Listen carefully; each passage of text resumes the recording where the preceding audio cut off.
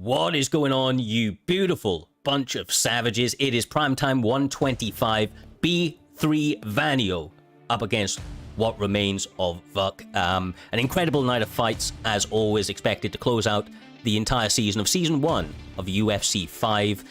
We apologize just at the top of the card for the short delays. As many of you know, had a little bit of health issues recently, caused a little bit of an unexpected delay today, but as fashionably late as we always like to be, I suppose. Calling all of this action with me here this evening is absolutely two of the goats of the community. Week out, you love to see him, J-Dime TV, and of course Doctor Who, the little engine that could. How are you doing, lads? I'm doing good. I mean, we've got a stat card here tonight. It's the final card of the season. It's been a long road. We've started from about PT 112, we've gone all the way up to PT 125. It's been a long, tiresome road, but a lot of these guys are now looking to break into that top 15 for the last time, so then they can get the spots to then fight in our first card of the following season here, Jay. Yeah, and there's a lot of fights I'm looking forward to, especially the main event. That Vanio versus VUK fight, that's a very interesting fight. On paper, that should be a banger, Cyrus. Oh, absolutely. Vanio's come through and he's making like waves at the moment. Obviously, got that championship, was able to win the rematch. I mean, honestly, he's been an incredible competitor all round. He's a diverse, well-rounded opponent, and I think he's going to need to, because this is one of the biggest challenges he's had now up on that PlayStation side for his belt. What remains of VUK is a true competitor through and through. You know, I was talking about the diversity in the way that Vanio likes to go with his all-round approach to mixed martial arts stock, but VUK Gaming, my god, does this man like to encapsulate MMA. He utilizes all forms of mixed martial arts, from forward pressure to takedowns. Obviously that ground and pound is brutal, and then he's got a couple of submissions up his sleeve as well. A genuine threat no matter where the fight goes. Yeah, he is a massive threat. I mean, the biggest comparison I want to go to is Marab.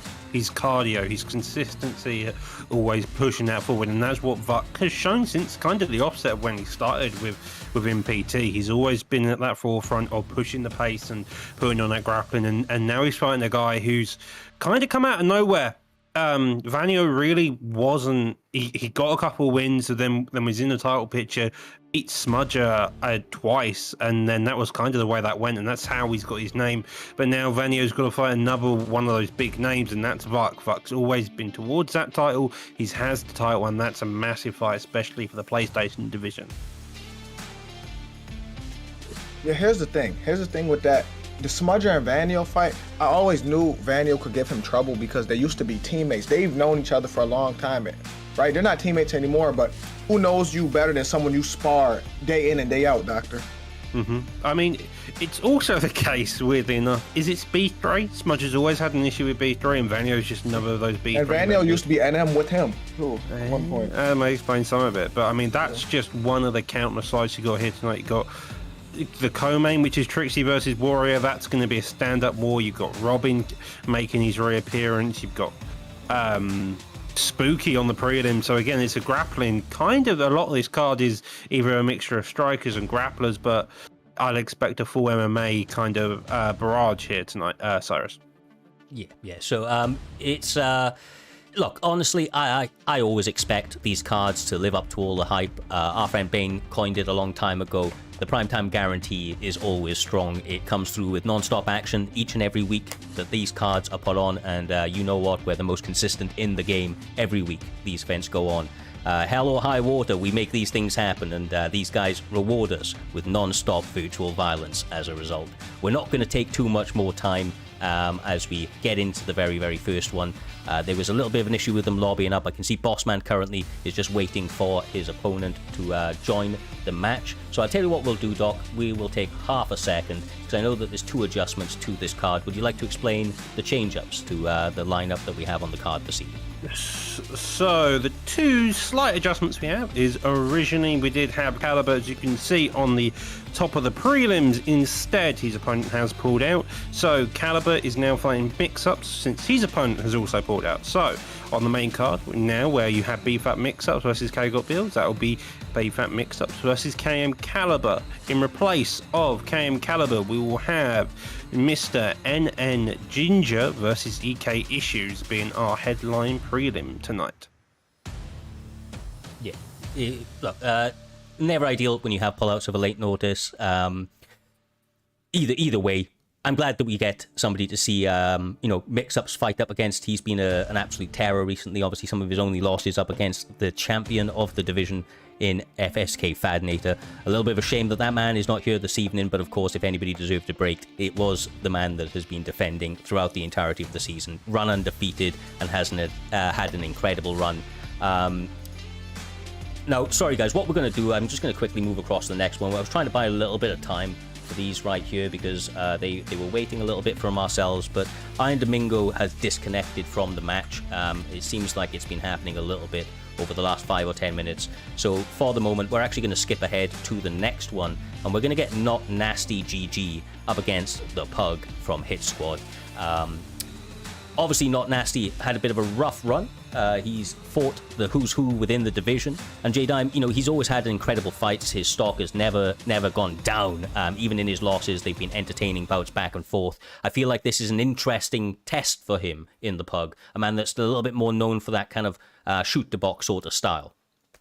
Yeah. What I call him earlier, JJ, I called him the best mid fighter I've ever seen. So there's no disrespect. It's just he's probably not going to get all the way to championship, but he's always entertaining. His stock never goes down, and he's always competitive, Cyrus. Yeah, no, he really, really is. The Pug can have a bit of a frustrating style for some people to deal with. Oh, please let that clean up. There it is. Oh, real good. Yeah. Hey. When that shit happens, it's not on our end, I assure you. But either way, we are now into this first round. Not Nasty trying to work that body with the jab straight. You can see Pug already trying to adapt to it and go with an uppercut. But right now, he's getting the worst end of some of these boxing combinations. Thankfully, Jay, for him, he's Nick Diaz, and that man's got a bit of a chin. So he's going to be able to take some of these early trades, but not for too long. Not for too long. Yeah, you're right. And a chin is something that you want to know that you have, but you don't want to have to show it all the time, Doctor. Yeah, it's nice to have, but you don't want to be using it if you can get away with it. It's weird to see Pug deciding to engage within this striking. Typically, when he does fight a striker, he normally goes for that grappling approach, so it's weird to see him decide, okay, he's going to strike here. I say that, we've already got the dirty boxing comes in, which is fantastic to see. So far, Nasty's using that body jab, trying to work the distance and putting on the pressure, and both of them are playing a really well-rounded game so far here, Cyrus.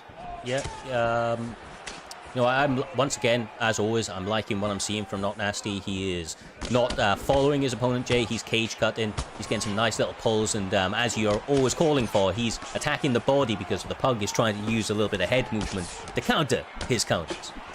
Exactly. You hit him to the body, the head will fall. And Nasty's doing a good job pressuring him and boxing him up, Doctor.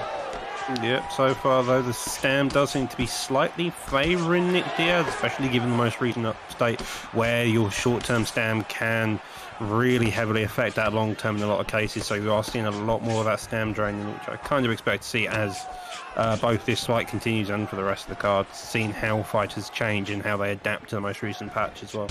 Yeah, I mean, in terms of changes, right now Pug has made a slight adjustment. He is utilizing the jabs and the straights a little bit better. He opted to go for singular jabs, singular straights for a moment at least, and he was getting some interruptions. They were interrupting the momentum of Not Nasty, but as you can see, when Not Nasty gets going, those combinations, they're blistering, man. They're just setting you up for damage after damage after that lazy rock pull elbow lands for Diaz. You gotta make him respect him. That's what he has to do. Nick Diaz has to make him respect him. He has to make him take a step back like that. You can't let him push you to the cage like that, Doc. Yeah, I mean, a lot of the issues so far that I'm seeing from Pug is he's got a brilliant jab, but he needs more of those straights behind it. He needs more of the rear hook.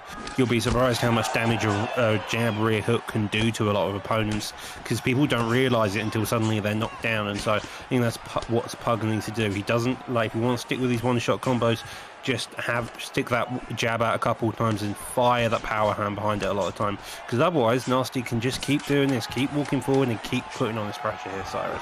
Yeah. I mean, look, he was doing a really good job when he shortened his combinations up. He's not winning exchanges, man. It's that simple. So he has to work on his jab. He has to work on the straight, and he does have a slight reach advantage, Jay. So when he's sniping with it and then using his feet to get out of the danger zone, he's having success. But you know what it is, you kind of get into this ego mentality in a fight when somebody's throwing combinations, and you want to step on that center of the cage with them and start to throw down. But fighting against that ego is a key to success for Pug right now. Yeah, it's always you versus you. You cannot ego fight. You have to fight with your brain. Your ego will get you fucked up in that cage, Doctor. That is, yeah, that's completely true, and is one way to describe it indeed. You've always got to just think about it critically. Okay. God. What the hell have we just witnessed? A murder. A flash KO again? Nasty seems to be... No, he ducked it. No, he headbutted that up there. Yeah, he did headbutt it. Yeah. That is Nasty's MO. If you don't get flash KO by him, I think you've had a success, because the last one I remember was that slip hook off to the side out of nowhere, and that was another KO that Nasty got, which was completely out of nowhere. Misread there by Pug. He ducked when he should have zagged, and that was that. Jesus. Yeah, honestly, for not Nasty right there, he people say flash knockouts, right? And it is a flash knockout. Obviously, he didn't get rocked, but like in the community, it's always like almost spoken about a little bit negatively, like it was a little lucky, a flash knockout. There's no luck about it. He's setting those shit. He's setting that up. He's making reads, Jay, and he was getting his opponent. He was getting the Pug to duck a lot, and he recognized that. He went with the lead uppercut into a straight, managed to punch him up into the straight, and that's all she wrote. The combination, the shot selection from Not Nasty. I feel like he has all of the right tools to be a really, really top fighter here at PrimeTime MMA. He just kind of has to continue to put it all together, and step by step, I feel like he's getting it. And here's the thing. You're right. It wasn't lucky, because if we break down this fight, Pug was getting messed up by that forward pressure. He was baiting Pug to throw when he wanted him to throw. Pug really was panicking right there. So that wasn't lucky. He baited him in and made him duck into that uppercut. And then that straight on the way down, that's all she wrote. Yeah, absolutely. I mean, Go on, bro. With that uppercut, you kept seeing him kind of fake it a lot of the times. Especially, he was kept chambering up but never kind of released it throughout round one, and then especially in those early parts of round two, you saw him trying to time it, didn't let it go, but then as soon as he let it go, that was all she wrote. It was timing, perfection. Yes, it was a flash, as you said, but sometimes flashes are just really good reads. 100%. 100%. Now, what I was going to give you all an update on is that FSK Bossman Iron Domingo is not off as of right now, but Iron Domingo has had some issues with his Wi-Fi in the last couple of minutes or so, and has caused some issues lobbying up. Now, they have been waiting for a little while, and it did seem to be stable earlier, so they're going to try and fix it. Number one rule, try to not be on Wi-Fi. I mean, that's a simple kind of solution to these sorts of problems, but hopefully we will get to see that. I'm very, very much looking forward to Bossman getting onto this live card, or back onto this live card, and start to make a bit of a wave at the end of the season. Obviously he's trying to get his name in or amongst those top 15s, but Iron Domingo has fought a long old way to get up into this point. Is he not the gentleman that went 0-5 and then 5-5? Yep. Yeah, he is. Yeah, so like he went 0-5 to start out this league, and just the commitment and the ability to battle adversity, to come back and then go 5 fights on the bounce as a win. He's finally managed to pull himself even, and with that 5-fight win streak, earned himself a place on this main card. Definitely the toughest fight he's going to have is up against FSK Bossman so far in his career, but I want to see that match, so I hope that they get it fixed. But for right now, we go on to MS13's I can't see his name from here. Balaclava, is it? No. Bakalay. Bakalay. I'm just going to call him Back, yeah. So Yuck. MS13 back up against AKA Hoo, stepping back into the cage. We haven't seen Hoo for a long time. He was a champion back on UFC 4 for a short stint. Jay Diamond, obviously he has had some really entertaining striking styles in the past. I wonder what he's able to do now on UFC 5. I think this might be the first time I've seen him compete personally. Yeah, but he's using Marlon Moraes, right? And Marlon Moraes, it's like how do I say it? Marlon Moraes. Shit Aldo? A shit Aldo. Yeah, he's so explosive. He's so explosive, but if you can touch that chin or make him waste that cardio, it's over for him. Yeah, that's pretty much. And if you've got a suspect chin and you're fighting John Dodson, it's kind of like Murder, She Wrote, I feel like, at that point. But, I mean, using the teeps, using the legs is going to be the main process for Marlon here. Kicking those legs out as well was a very good start, reducing that power and then starting to cause damage later on in this fight. Yeah, I mean, look, the problem is that, as you said, Marlon Moraes, a little bit of a glass cannon. He can't take any damage. He can't let the fight go long. He hits hard, but he's here for a good time, not for a long time. Who has that style that kind of is that anyway. He's never a guy that's looking to take it into the later rounds. He may try some flashy shit on you. The reach disadvantage for Dodson here could be problematic for him if Who's able to really get behind his jabs and his spins to the body. He does love that. What do we know about Back, though? I mean, have you ever come up against him, Jay, on PS side of things? Do you know these guys? Cyrus, for the 100th time, I don't play this game anymore. No, you used to, though, bro. From what I heard, MS13 were around for a little while. I'm in a similar state, I don't play too much, but... Last I heard, they were kind of a cheesing camp, and so far I've seen no type of cheesing. I've just seen really, really good boxing by John Dodson there, putting his pressure on, working that rear hook nicely at the same time. Who's trying his best to get those jab straights and teeps down, but at the same time, John Dodson's doing a fantastic job at crowding when you can. Yeah, absolutely. He is doing a very good job, in all fairness, and like you say, that no cheese being on display at all at this stage. And I don't expect it from this guy. But either way, Marlon Moraes trying to work those kicks, trying to be a bit more intelligent with it. But I do feel like slowly Backer is starting to overwhelm him a little bit. I say that, but that was a good little flurry from Moraes. Ooh. Yeah, I don't think this is going to be a, how do you say it, a technical fight. I think they're going to they're standing more in the middle than anything, Doctor. Yeah, it's more like one throws and then the other one throws and back again. It feels like one of those fights where it's dictated by the first person to get a stun. The first person to get that one big moment is just going to end up running away because they're getting hit and they're not getting hit, and when they are getting hit, their chin's nearly crumbling all the way. So it's just in case whose chin goes first. Who is being a lot more reserved than I'm used to seeing him fight. It's a nice adjustment for him. I love the jab into the lead body hook and a couple of other combinations he's been working. Oh, but that's the sort of stuff that has always got him caught.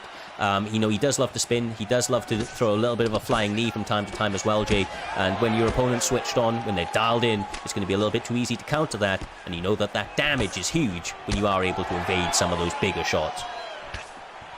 Yeah, and you said he's fighting more conservative than you've seen him fight. Yeah. Marlon Moraes got like 87 cardio. He don't have a choice right now. He's not doing much and he's losing cardio in this round. No, you're not wrong, but it's still surprising. So I feel like when he picks an explosive fighter, who he's normally picking them because of the explosive shit that they can do. He's a guy that likes to try and get the knockout in that first round, and he hasn't hunted for that yet. He's just kind of taking some of the things that have become available to him, and obviously still fighting at a high pace, taking some risks just like that right there, Doc. But still, it's going to serve him quite largely if he continues to do this, especially that bodywork. Yeah, that bodywork by Johnson is also doing some serious damage. Getting the trick there, now working the body with their knees. Again, it seems like Dodson here has got the power, which can then transfers when he does those body shots, just sapping that stamp just a tiny bit more, which as time goes on just benefits him massively. But if John Dodson want to stay in Marlon's face with no block, then it's only going to help Hoo try to get back in this fight right now. Oh, nice. Lots of upcuts, lots of teeps from Hoo. I feel like he may be trying to anticipate the takedown and trying to use it to keep the range. The one thing I will say is, once again, the composure around his leg kicks and the use of the jab has been great. I feel like it's the other shots that he's having some problems with. When he throws the straight, the overhand and everything, John Dodson's just not there to be found, Jay. But the jab and the leg kicks, they're all fantastic right now. Oh, yeah. Nice. Someone's going to get dropped soon. Yeah, any second. Well, it's Hoo with the hooks and uppercuts. The overhands aren't working. Yeah, it's just that. He's doing really good with the simple jab hook and then jab rear hook. I mean, the overhands are getting ducked and they're asking to be countered.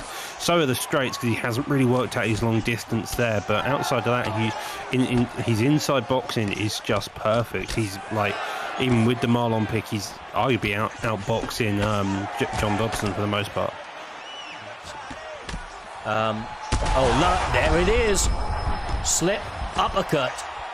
Going uppercut after uppercut. I mean, he is really trying to catch this man. Lead hook lands, Jay. Lovely work.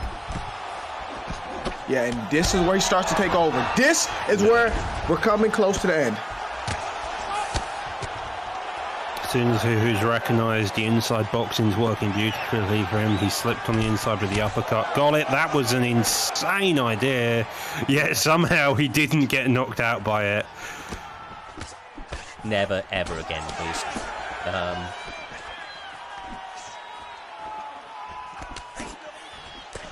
Head health not even out of blinking right now. The pressure really good. The composure good. Switch of stances.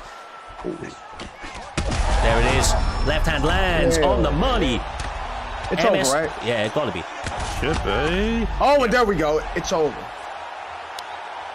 It was Hoo making that tiny adjustment, knowing the inside boxing was working. As soon as he realised those hooks were landing cleanly, it was all she wrote there. It was fantastic timing on the inside, and John Dodson was trying to make this tiniest adjustment with those jab strikes, but by the time he was doing it, the head health was kind of buggered.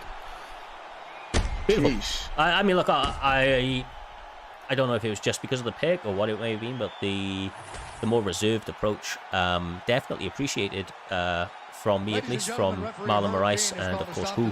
Good to see this guy back. I'll be interested to see what he's able to do going forward. Still some, like, a little bit rough around the edges on some of the parts. You know, those spins on the inside, really going to cause him massive problems as he moves up in this division. There ain't no doubt about it. I mean, didn't tonight, and he gets the victory, though. And, you know, outside of those little bits, he looked very, very good. With that being said, we move upwards and onwards to the next one. I'll get a quick update right now from the back. I think that, unless I'm... No, I haven't been told. Yeah, so they're still not ready on the first one. We're going to continue to move on. They've got one or two more left to go until, unfortunately, it's still not good. I know, bro. No problem. Thank you very much. That's okay. We will move upwards and onwards. We have Regicides. Hey, it's Fran up against B3. Playboy Drew. We'll have this one, and then Mud and Spooky. If they're not ready by that time, unfortunately, we will then have to move on to the rest of the card. But with Hey It's Fran, Playboy Drew, two guys that typically like to do it on the feet, Doc. You know, they're predominantly strikers. I feel like this is one of those matchups that is quite favourable, quite honestly, for both guys. I don't know which way it's going to go, but the fact that both guys are willing to trade is going to be an interesting matchup. I think Fran's probably the betting favourite here. Fran's typically the more aggressive. He's got more of that resume on him, I would argue, at least within the community-wise. Playboy Drew's still slowly making his name, but again, if he's part of the same camp as Vanio here, then I have no doubts that he's going to be able to swing 110% back, especially when you look at his previous fights as well. As you mentioned, most likely going to be a trading nightmare, but yeah. In welterweight especially, there's a lot of good picks for those as well. And, yeah. Kevin Holland, Ian Machado, Gary. Ian's a difficult pick in this weight class, I feel. I've tried to use him a few times, Jay, and I don't know what it is. I personally struggle with him. Kevin Holland, on the other hand, has a lot of power, like sneaky power, and if he's 95. able to... Say again? 95. It's 95. I mean, Yeah. I'm not surprised. I'm maybe a little surprised it isn't higher. He literally knocked a guy out from his back, you know? Yeah, you can't teach that. Generating power from that position, like there's no leverage, there's no nothing. That's just God-given power. Yeah, absolutely. And look, he utilizes it well. He's out there chasing down muggers and all sorts. Kevin Holland's a real one, man. I like... Oh, my goodness. Playboy Drew, head movement into combinations. I was going to say, I liked what Hayes Fran was doing, trying to look to set up the body early, but Playboy said, enough of that, Doc. Started setting up those hooks. Very nicely. That was a lovely duck there with the hook there. Quick reactions, quick reading. So far, the game seems to be planned. Playboy Drew is looking to get on the inside just very slightly, just at the end of his reach, though, at the same time, and just blitz a couple of big combos. Fran, on the other hand, happy just to use those 1-2s, working the block as well as help where he can. That straight clipping past everything. And then if he has the chance, if he feels like it, he's loading up afterwards. But so far, it's just going to be about that distance and those 1-2s, I feel like, Joe. Yeah, Ian Gary's doing such a good job right now. He's using his range better than Kevin Holland is right now, Cyrus. Absolutely. I mean, like I said, I personally find it difficult to play, but he ain't me, and he is out there using Ian very, very well right now. Jabs. I will say he's started to eat a couple of leg kicks. The Hayes Fran has timed very, very nicely, but they are battling over the jab right now, and you can already see Ian start to make some adjustments and try to utilize that straight and snipe with it a little bit, just like that right there, Doc. Yeah, and then it's the combinations he releases afterwards as well. Like, he gets that one shot, and then he's just, as soon as he knows he's hitting, he's throwing a 3 or 4 piece, which is doing like most of the equivalent damage of what Fran's throwing with his 1-2s a lot of the time. Jeez, this fight, am I tripping? This fight is the most fast-paced fight I've ever seen. It looks like this is on times 25 speed right now, Cyrus. It does, man. They definitely have a busy style. They're running this fight on double time. Oh Jesus. Yeah, I'm really liking what Playboy Drew is doing at the moment. Fran obviously still very, very much giving what he's getting, but just slightly on the worse end of it. And you can see that Playboy Drew just kind of getting ahead a little bit, moment by moment. He is taking some risks, though, Doc, with some big head kicks. But then, so again, is Fran with the overhands. I was going to say one big counter from either one of those kind of missed opportunities will change the entire complexion of this fight, but right now these guys still kind of jockeying for position and any advantage leading into the end of this first and start of the second round. Yeah, it's just back and forth, and Playboy's really leading the fight here. It's impressively so. The stand fairly high still for both of them. The shots they're whiffing are only really the jabs and the straights. Everything else is either hitting the block or landing cleanly. As you can see, that nose getting slightly busted up already. Maybe that's an area that Fran can look to target as the fight goes on. But so far, both of these guys, as you mentioned, working at an extremely high pace and making sure to land at that pace at the same time. And that slip upper there, Jay, is immense. Yeah, Ian Gary's getting real comfortable. He's really in his zone right now. You can see the confidence level right now, Cyrus. Absolutely, he is, really measured in. Really measured in his approach, and it's because Hayes Fran has not been contesting for damage in the last minute or so of this fight. Play out. He did land a nice hook right there, and I feel like it got him a little bit of respect back, but he does need to land at a slightly higher percentage in order to keep Playboy Drew from doing this, Doc, and just kind of disrespecting his range. Yeah, it's so Kevin Holland's got those 1-2s, which are lovely, and they've done a lot of damage, but yeah, there's just no other hooks behind him. Whilst if you look at Playboy Drew's style so far, a lot of his combos that he's getting the most of the damage off are the hooks and the uppercuts following behind it. Oh, Couple of lead hooks being thrown out there. Look at it. Nice Yeah. counters. It's the reaction speed of his head movement as well. It's kind of like an AI speed, it seems like at points. But I think Jay is just purely right, man. This guy's really feeling himself right now. He feels that everything is, landing for him. Things are just working. He's starting to see the painting on the wall a little bit. The use of the jab and the straight to force everything out. You know what I mean, Jay? He's setting up jabs. It's like singular jabs, double jabs, singular hooks, lead hooks, all just trying to make his opponent make the wrong move. And as soon as he does, he opens up with a 3 or 4 punch combination. It's beautiful, man. It's absolutely beautiful. Oh. This is the Ian Gary that fought against Neil Magny. This is what we're seeing right now.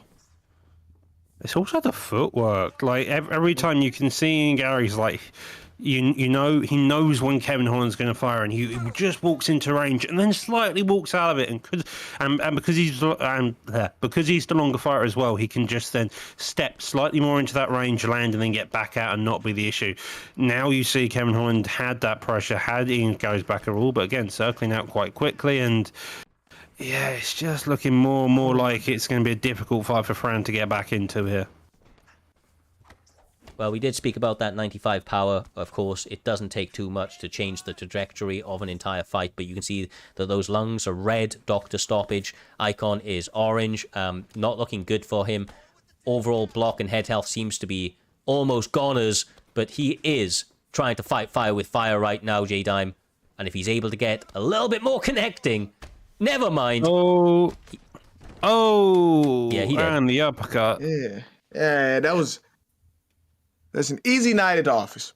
That's what it was. Easy night at the office for Ian Gary. He was feeling himself. He was in his bag. That's a great win for Ian Machado, Gary McGregor.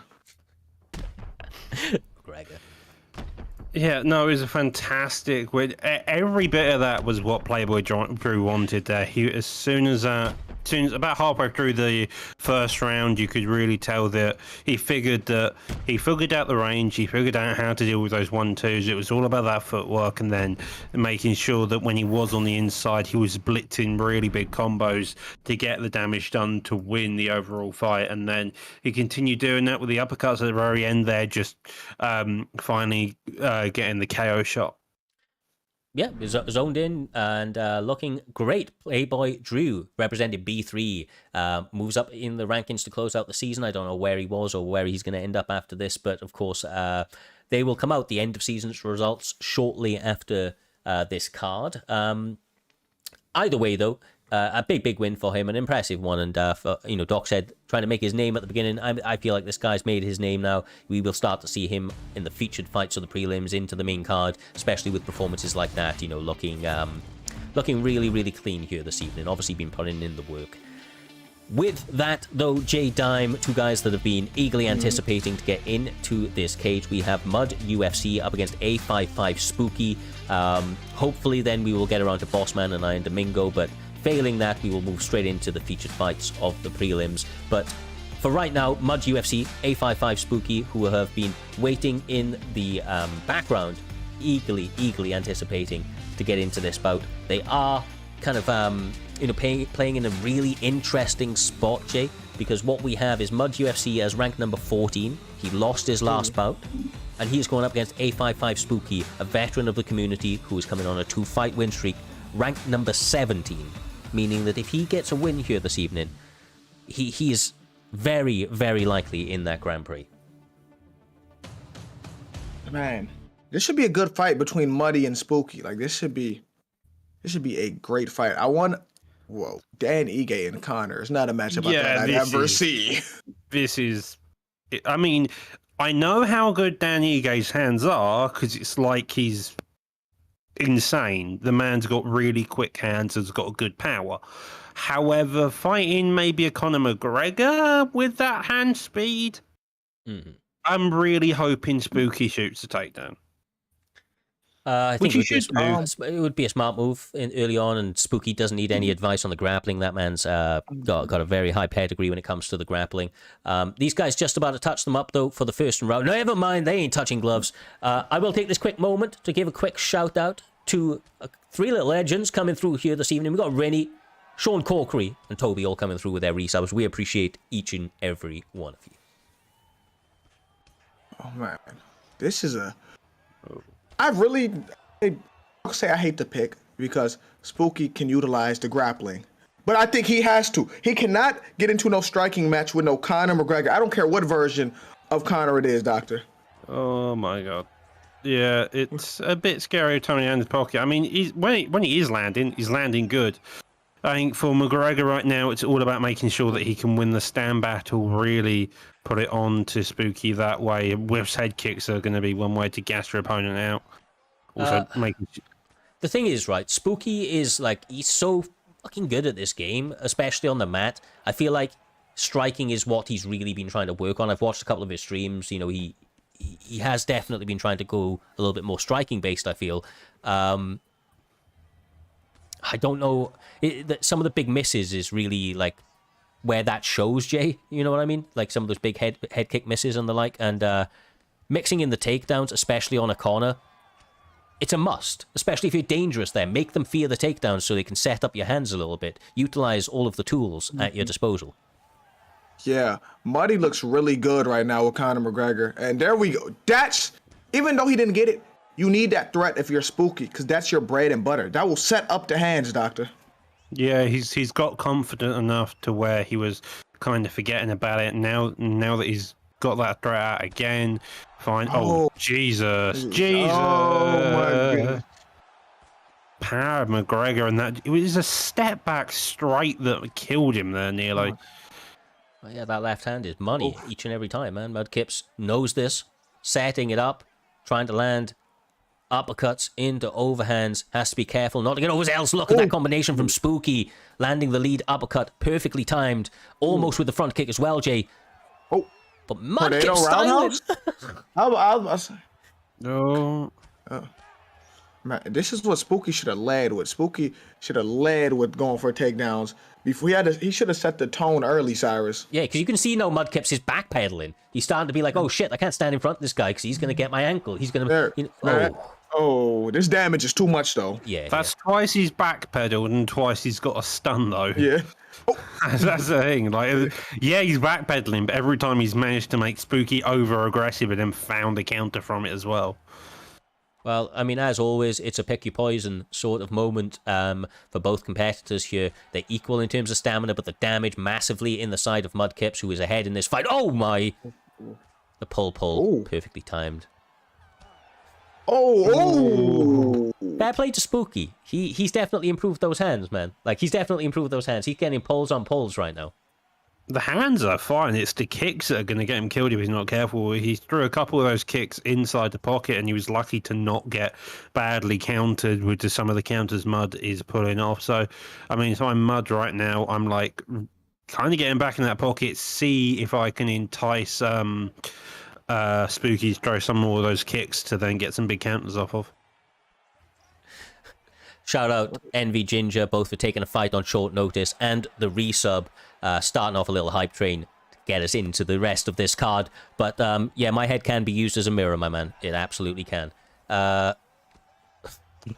We have him in side control. This is exactly where Spooky wants to be, with so much time to work, Doctor, and this being where he gets his best work done. It's just you know, it's going to be a pleasure to him and his corner, basically. It's going to be very, very encouraging. Yep. But on the ground, you still have the issues of Sproul is such a difficult position to get out of a lot of the time. First time I've seen that being faked, but fair enough to that idea. Does manage to get his back now. You got back flat. You got back sitting. And... Oh, he didn't mean that. He didn't mean that. No. Oh, that's a bad accident because Spooky finally got him where he wanted to. Now the match is about to end. Now the match is about to end. You know he's gonna hate himself for this one. He's going. Hey Cyrus, he hate himself for this. Like he's mad at himself for this one. Bro, he accidentally. I almost shed a tear. I almost shed a tear there. That was unfucking believable. Spooky got him where he needed to be. Wow. I've done that so many times. I don't even know if it's a bug or what, but it's like it happens occasionally. No, it's a legitimate thing. So as they go transition, there's a prompt that says get up for some reason. So he's gone to go back flat. He's transitioned at just the right moment, and that's happened. That is the accident just got him fucked up. Yeah. It feels like you need rain and like Hello Darkness for how sad that all was. I mean, it might happen. That was incredibly dismaying for anybody, obviously, that is a Spooky supporter. But Mudkips coming through here this evening, showcasing his striking, is on a bit of a different level right now. When he gets any opportunity on the feet with that Conor McGregor pick, he's doing some work. And even though Spooky has made some advancements there, wasn't enough to be able to wade off that forward pressure and aggression from Mudkips. Fair play to that man right there for getting a big victory over a very, very reputable name within the community. Man, if I'm Spooky, I'm just not gonna watch that again. I'm never watching. I'm never watching what happened ever again. With this all in the books, I'm just trying to get an update. Funnily enough, Bossman just added me saying, "Is this fight off?" So if you guys are lobbied up and ready to go, we will hit that fight before we hit the featured fight. It cannot go past the featured fight of this card, so we'll have a little bit of a look into that right now. And no, you are not. So of course the fight is off, my man. Not lobbied up. That sucks ass. That sucks ass, man. I was like I said at the beginning of the card, that was one of the fights I was looking forward to. It was the first fight on the card, so I didn't think I'd have to wait long. But yeah, that sucks. Very, very unfortunate. But either way, we will move on to the featured fight of the prelim, which is, as Doc mentioned a little bit earlier on, a little bit different to the graphic that you see ahead of you. It is going to be between Ginger, NV Ginger, stepping in on short notice to take on EK Issues. Should be a very, very fun fight between these two guys. Obviously, Ginger has been fighting more on the PlayStation side, I believe, Doc? Is that... Oh, am I talking shit? Yes, I mean, he has been fighting more on the PlayStation fight. Has it gone well for him? That's a different story. He's one win being swaggy. But on Xbox, he's doing good. He's getting wins. He's very close to issues in ranking. So these two are kind of the perfect fight to make sense here. And that's the way it's gone. As you all know, Ginger is Ginger. He shows up, he does fight, sometimes gets knocked out, sometimes he finally manages to win. But again, Issues on the other hand is a man that knows how to strike. He's a veteran of the game, and I expect arguably probably one of the fight of the nights have to happen here. I wouldn't be too surprised. I will say Ginger gets a little bit of slack, gets a little bit of shit because he's always in the chat. He's part of the staff, so if anybody doesn't know, he's part of this PT family. We all love and hate him equally. But he can be a bit of a mythical creature when he competes at times. I mean, we always cast it back to that PlayStation Grand Prix where he made one hell of a run, but he's had similar sort of performances since then. Just been a little bit inconsistent with it, and I feel like this is one of those fights where, EK Issues, once again, another OG of the community, a guy that can do it all, and a tough, credible threat. I feel like EK Issues doesn't make those mistakes, Jay. He's not like a guy that's wildly inconsistent. He's consistent in his performances. So if Ginger isn't, it's going to be a problem for him this evening. Okay, but yeah, we don't know which Ginger we're getting. Why are you leaving? Not too sure. We will come back to them. I'm sure I'll get an update in a moment. I think there may have been some issues with some of the settings. No idea, to be quite honest with you, but we'll get an update. Music was on. Oh, their music was on. Fair enough. Well, they're getting that fixed now, lads. It's 30 seconds or so. For being two OGs... EK Issues, lads, don't worry, get into a match. I'll cut out the audio myself. Don't worry too much for this one. I can see what you're doing. That's not the way to do it, but that's not how you turn the audio off, my man. It's all good. If they can get into that matchup, though, we will get into this fight very, very quickly. I will actually, just out of an absolute... if I scrap it, it is all absolutely fine. Either way, I think what we'll do then is we'll take a quick moment to look forward at the rest of the card, because otherwise we'll be peddling for time for the next 30 seconds or so, it would appear. We have AKA Tiny... Is that Tiny Zane? Is that his name? Tiny Zane? So we have AKA Tiny. Tiny Z. Yeah. I think that spells Zane. But either way, up against K1 Mike.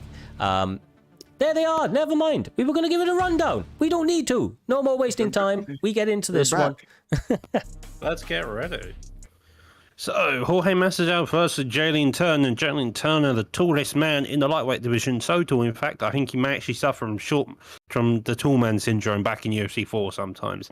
Again, though, he's got a level 5 straight and rear hook. So, if you want to plant and get that going down the middle, especially being a southpaw fighter where you want to be using that straight a lot more, Jalen Turner's the perfect guy to be using that for. Yeah, absolutely. Well, oh my goodness. Okay, what the hell? Starting this out quickly. Wow, as these guys get into the opening of this first round, starting out very, very quickly, we will take a moment to thank Mr. Humbledinks, one of the true OGs and goats of the community. We love you, my man. Good to see you around. And of course, King Jon Snow and Matrix Bones coming through with all those biddies. We appreciate the support, guys, as always. Ginger, sometimes, Jay, fights best when he doesn't have time to prepare. You know, like, I feel like the nerves get the better of him. When he has to just jump in there and start to let those hands fly, it sometimes is the best performances from him. And right now, he's approaching it pretty well with Jorge Masvidal. I like that. I like his approach right now. He's getting up close and personal. He's getting into Jalen Turner's space. He will not let him use that range, all of that 6'3" height. He won't let him use none of it, Doctor. Yeah, he's either fully committed or fully out of the pocket, and he doesn't care which one it is. He's happy being either of them, working that body nicely. He's so far, it's like he knows he needs to work the body just to get the snam to make it easier later down the line, and those body kicks have been landing except for that one most recently, and then as soon as he's in the pocket, it's he's relying on those hooks and elbows to really do the damage here to the head. So far, not taking a step wrong. Ginger Ninja looking like a man on a mission here this evening. Jalen Turner on the side of EK Issues making some adjustments, and just like smart. that. Oh, yes. Thank you. We went to the body. That's all I wanted, Cyrus. Yeah, he did it once before, didn't quite get the same result, but you could see him making that adjustment, and it paid dividends in that moment right there after what was non-stop pressure by Ginger Ninja to start out this fight. He basically didn't take a step wrong, but still got countered through the work of EK Issues, forcing those mistakes. We have 1:35 left to go, Doctor, in this first round, and as you can see, Ginger not dissuaded by the stun at all, keeping up this pressure, trying to make Jalen's life very, very difficult. Oh, Ginger has a couple of missteps there, being body rocked where he pulled. Oh, every time! See, that's why you can't pull up pull. I've been saying this for months, Cyrus. Still one adjustment Ginger needs to make outside of that. So far, he's doing fantastic jobs, quite a lot of the shots so far, though. 40 seconds left in this round, and every time. It's just that one shot. Really is for Ginge. It's the one shot that's killing him right now. Well, yeah. It should. Keep going. No, I was just going to, because Jay's right. I mean, going to the body is massive, and when you're pulling, it leaves you into high vulnerability. People headhunt a little too much, but not these guys right here, J-Dime, as they are absolutely more than happy to diversify where that damage is being landed. It was just beautiful body work from both of them. When EK Issues had beautiful body work when Ginger was trying to pull the pull, so he kept hitting him with a body shot, he stunned him. And Ginger had very good success with a rare body kick every time he comes into the pocket, Doctor. Yeah.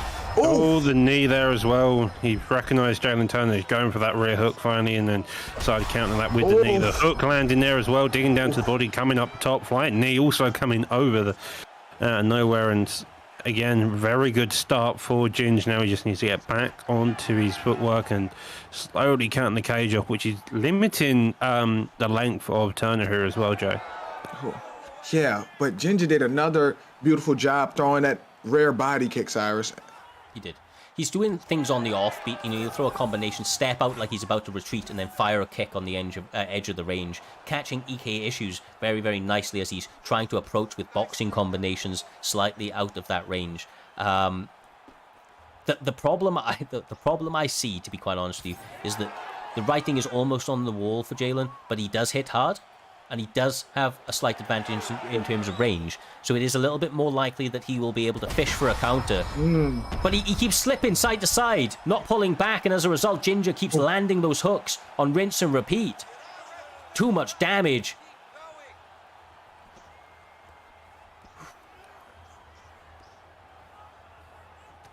a pretty intense fight, man. We have 2 minutes 40 left in this second round. Ginger's still on the hunt right now for a finish. We'll see if that allows him to walk on to a big counter from Jalen, or if he can find the finish that he is eagerly looking for.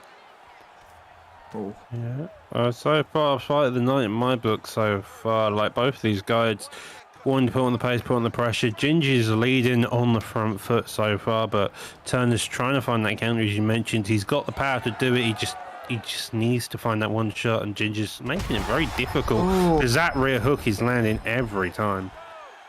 Oh. Especially after the success of earlier, I'm surprised he didn't go for that body counter. Still keeps going for the head as well. Obviously, he's looking for that one-hitter quitter flash knockout, but I mean, he's had so much success there. He's getting beat up now. It's bad. He looked like Francis Ngannou. Oh my God, Jay! Too soon. Too soon, bro. Jesus, Jay. That's hilarious. Bro, it was his knee. It was his knee that didn't block. Oh, fuck. Absolutely beautiful performance by Ginger Ninja. This kid came through once again, short notice, answered the call, and fortune favored the bold. I stand by this. He has his best performances on short notice.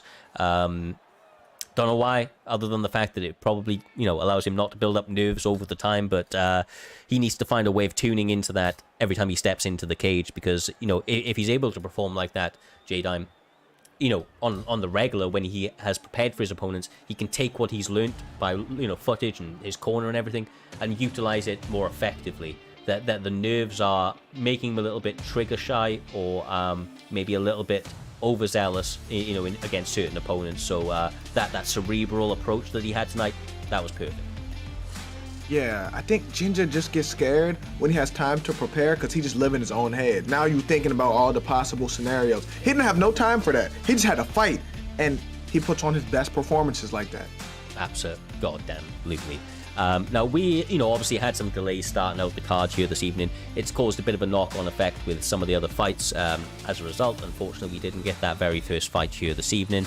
And we want to make sure that, of course, this main card that you're about to see goes down without issue. We have what is set to be, 6 fights left here this evening, and every single one of them is a banger. The only change to that card is that K Got Bills is not here. It's unfortunate to say. I mean, that was the toughest test of his run. Okay, so that is absolutely something else. We will get into the main card very, very shortly. We are going to take a short 60-second intermission, as become customary, as we hit this midway point of the card. So grab yourself a drink, grab yourself any refreshments that you need, and we will be back with all of the virtual violence that you so desire on this Saturday night with the main card of Primetime 125.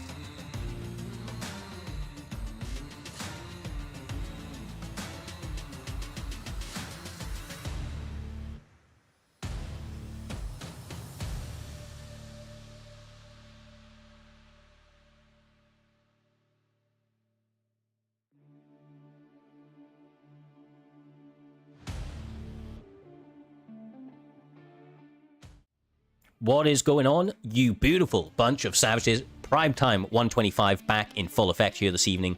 As you can see, the ever-legendary J-Dime TV Dr. Goddamn Who sitting next to me, carrying me through this card. We have had some crazy fights already, a couple of technical issues, but we move on, we digress into what is set to be one of the truly historic cards, for this main card especially, of Primetime 125, to close out the first season of UFC 5. We'll take a quick look at it now, J-Dime, as we have this next fight up. Before we get into the main card, the co-main event, and everything else, these people have been waiting. So we're going to get into this next one, aka Tiny, up against K1 Mike. A couple of quick figures for you, my man. Rank number 9 is aka Tiny, and rank number 11 is K1 Mike. Both on a 3-fight win streak, with Mike being undefeated at this point.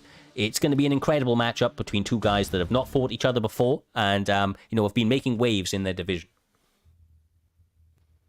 Man, this is going to be a good fight, but the thing is, I think this is a perfect pick for Michael getting Sean Strickland because he has a boxing-heavy style. Like, he has really good boxing, and Sean Strickland's a really good boxer. You want to get in your face, and this is perfect for him, Doctor. Yeah, I mean, if you're a boxer, Strickland, best pick outside of Drickus, probably you'll call here. And against someone like Izzy, you don't want to be kicking a lot. You want to be using those jab straights. You want to be engaging within that more boxing pedigree, because otherwise it's going to make life really difficult, especially as time goes on. Nice little pull right there. Sean's going to have to swarm him. He's doing the right job of using the straight and the jab, trying to attack that body in the interim as well. Tiny switching stances a lot, J-Dime, giving him different angles, giving him different reads. That's nice. Being lengthy, which is needed if you're Izzy.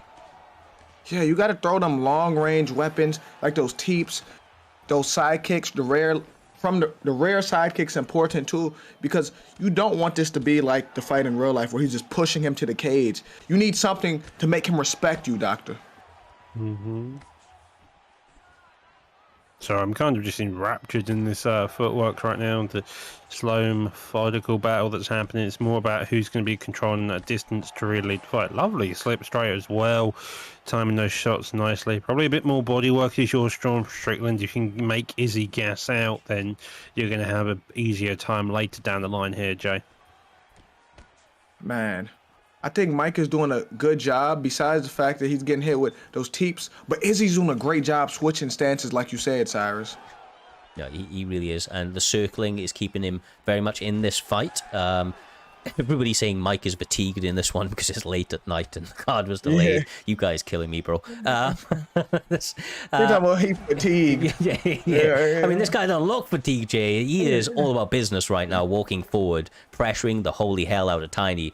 And having a lot of success, although Tiny is starting to snipe a little bit more. Man, he's throwing them punches like he has a full head of steam. He has good energy right now, Doctor. Yeah, he's slow, he's steady, he's ready to put on the pace here. Got a couple good shots earlier on. If you're Tiny, I probably want a bit more of those teeps coming out. A couple more stabbing body kicks, trying to get that distance, so then you force Strickland to walk into the pocket, and that's where you can catch him again. Because if you're Izzy, that's ideally where you want to be doing it, because Strickland can out-trade you massively here, I would argue. Nice. He's really starting to fight at the edge of that range, but then he steps inside. Like, he's doing so good when he's stepping on the outside, but he's just getting a little too close. I don't know if it's maybe he's used to fighting as a more boxing-orientated fighter, Jay, but when he's utilizing kicks and that range a little bit more effectively, he's having a lot of success, but there is the narrowest of margins to get it right. Yeah, and I got PTSD from that Sean Strickland-Izzy fight. That was one of the saddest fights I've ever seen. It was crazy, man. Nobody expected Sean to go out there and do that. Yeah, not like that. Not like that. You're right. Not like that. Then again, combat sports is a cruel mistress. We all saw what happened to Francis, and this shit happens, bro. Yeah, we seen what happened to Francis, but that was expected, though. That's different. After what he did against Tyson, that was expected against Tyson. Yeah. Yeah, but it's Tyson Fury. His styles make fights. Tyson Fury don't have the power to keep him off. You seen when Joshua hit him with that that first straight. You seen his face? You're right. Yeah. He really sits down on the punches. Power v power for sure. But then, of course, in mixed martial arts, as we're seeing right now, these guys have a little bit more to worry about than the sweet science of boxing. They're going to have knees coming their way, elbows, all sorts of other tools. Mike getting a little bit crazy out there, throwing a head kick with Sean Strickland, but he's doing a good job of continually attacking that cardio. I think the one problem, Doc, to keep an eye on is the fact that the Doctor's icon is Amber already. Never mind! Doctor ain't needed. Not for him, at least, at this moment. I mean, I think for Strickland, I want to... Oh, Jesus. Maybe not lean to the rear hook there, but a lot of it, just a bit more body work. Is just dig down to that body. That's going to open up the head slightly more. Couple with jab, body straights, and then... Or a jab or a body straight into that lead hook. Just short, sharp combos that make Tiny think about going to... about blocking the body just to open up the head a bit more. Oh. Now, this is when, if you're Izzy, this is when you unload. I'd say that would make Sean Strickland back up. But no, Sean Strickland is still going forward after that, Doctor.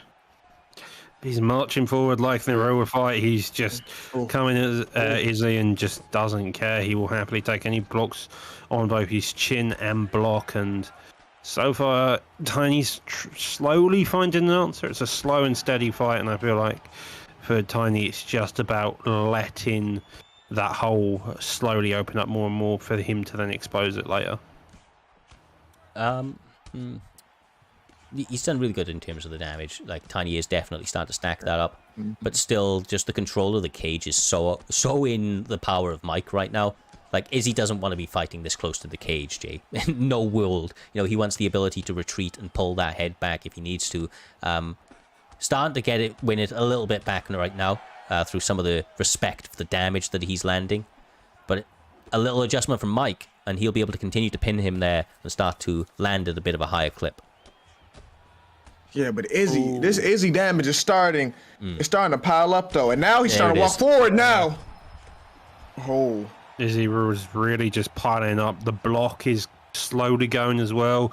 Sean Strickland's head movement has led him to get stunned twice, give or take, and it's made Mike a bit scared to get that head off the centre line. So Tiny Z's able to just get those jabs straight and then overcommit the block to then find homes for the rest of his shots, which is then also affecting his chin. And it's just it's a mountain of stuff that's snowballing into benefiting Tiny here. Nice work. Yeah. Sean is having a world of problems right now. The problem is that when that chin starts to become more and more compromised, Jay, what he's trying to do, which is swarm, becomes considerably more difficult because he can no longer get clipped and he can't really force his way behind the block into that, into that pocket anymore. Yeah, and what Izzy's doing to Sean Strickland is what I wanted to happen when they fought, but it went the other way. Absolutely it did, and as Matrix said, I think that in this point now, Strickland needs a finish, which is a crazy thing considering I feel like he was ahead until that rock at the end of the first round, and of course the second round that we just witnessed. But Izzy settling more and more in may not give him that opportunity, in fact may send Mike for an early nap here this evening. Yeah, this is bad. This is getting... Oh, my God. This is getting bad. Jesus. Oh, this is bad. Oh. It's over, right? Not quite, but close. Close, bro. Oh, my God. Tiny. Zane. Oh. That's it. Ow. 0 head health and a dream. Strickland still in it for a moment. Oh. Bro, that's the second time he's had no head health. Okay, the doctor is going to end this soon.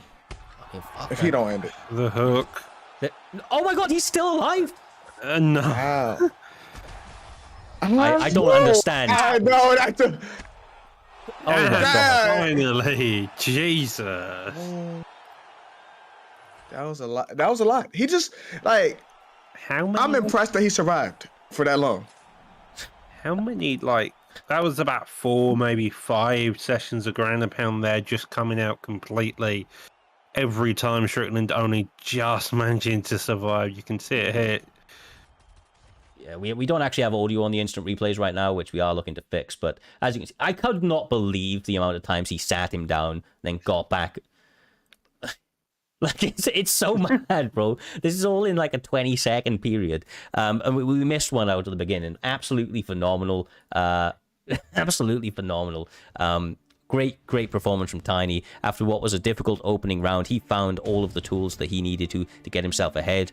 And J-Dime, as you said, that is what we kind of would have expected to see from Izzy in that matchup originally. You know, he was able to survive that early storm and was able to turn it around with beautiful kind of pressure as the fight slowly started to move in his favor.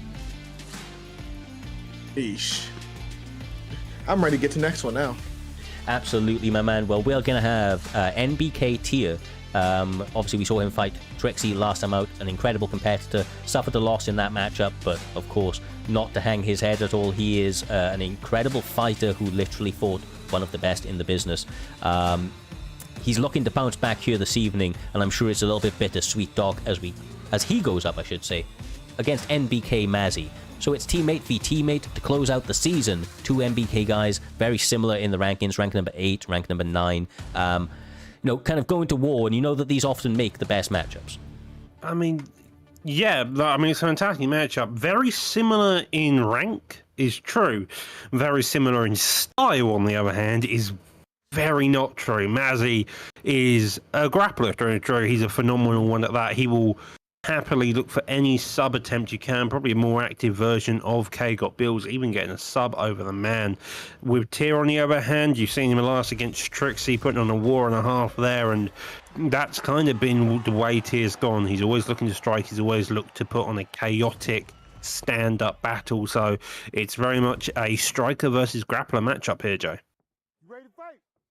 Yeah, and you just said, so you saying K Got Bills is a bum version of Mozzie? Is that what you're saying? I'm just trying to clarify. Is that what you're saying? I'll be honest with you. That is hilarious. Doc always trying to throw a couple of strays out there for people to catch. But I was laughing at Humble. I'm not going to lie to you. He's sending people back to footage of me with hair just to make them believe I've got a bald filter on. You are a next level, Humble. I love you, brother. That's crazy. These guys are not going to need too much of a feeling out process. As you can see, very familiar with each other's style. Mazzy seems to be taking a little bit more of a back foot approach right now. With the power of Taporia, I'm not actually opposed to this. You know, he's kind of trying to take the more sniper approach, whereas, you know, Volkanovski has to close that distance with that slight you know, reach disadvantage or height disadvantage that he has. Yeah, well, I mean, Tapoya's got 97 speed, 98 power, and fast hands, so his hooks and uppercuts are basically 100, and then he straights at that 97. So, I mean, if you're Tapoya, any shots are going to do some serious damage and come out like a nightmare.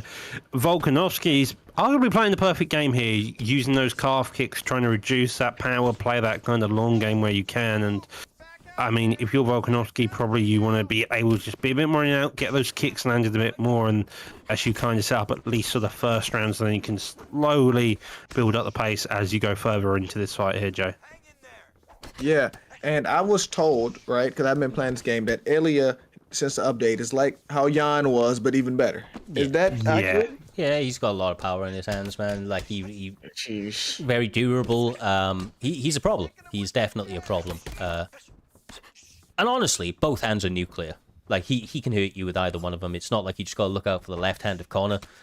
Ilya will hit you with everything, including the kitchen sink, and it does seem to do a pretty substantial amount of damage.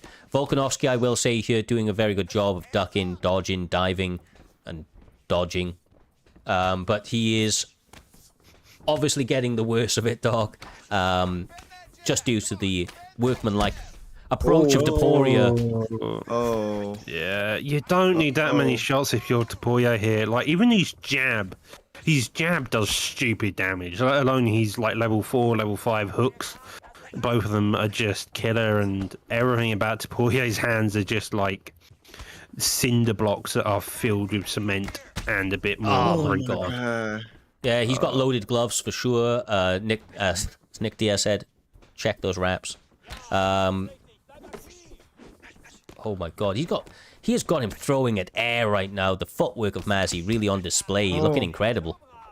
He's so powerful too. Oh my. the longest we've seen Mazzy on the feet for? Oh my god! Oh. Bro, he doesn't need to shoot a takedown. Have you seen don't what he's No, doing? he doesn't. No, I'm just saying, like, I think this is like one of the first sites you've seen Mazzy come out here and actually purely strike, and I'm impressed with his hand so far. Yeah, he don't listen. He don't need it. He does not need to wrestle or none of that. He's good. Especially with someone like Taporia. I mean, Taporia's got those good jiu-jitsu marks. He's got a lot of those high-level subs, DAS counters, and heel hooks when he needs it. But as you mentioned, those hands are loaded with some ink, and it's just not been a fantastic night here for Volkanovski. Look, you can work on a bunch of things, but some things are God-given, and that power that Taporia has definitely falls into that category. Once again, lead hook lands. Left hook Larry trying to sit down another opponent. A double leg forced out of Volkanovski, but easily stuffed by NBK Mazzy, who looks on fighting form here this evening, Jay. Man, now we're getting the grappling. Now we're just doing whatever we want now. That's what's happening. Going for the top mount does get denied. Half guard. Now this position is both is easy to hold but difficult to get out of. But managing to get into that full guard position, triangle chokes can be threatened here, or the gillies if you want to. Both give an option to take it, but the armbar here as well. He's actually an advantage as well right now. He's got this one to be synced in. Oh, he faked it and equalized it out a little bit, but was able to snap it back after a nice deny. That's one good attack. He needs two more, Jay, potentially. At least one, but definitely likely to be more than that. Not a great position to be in if you're Taporia with another massive deny. Oh, the tides have turned. The tides have...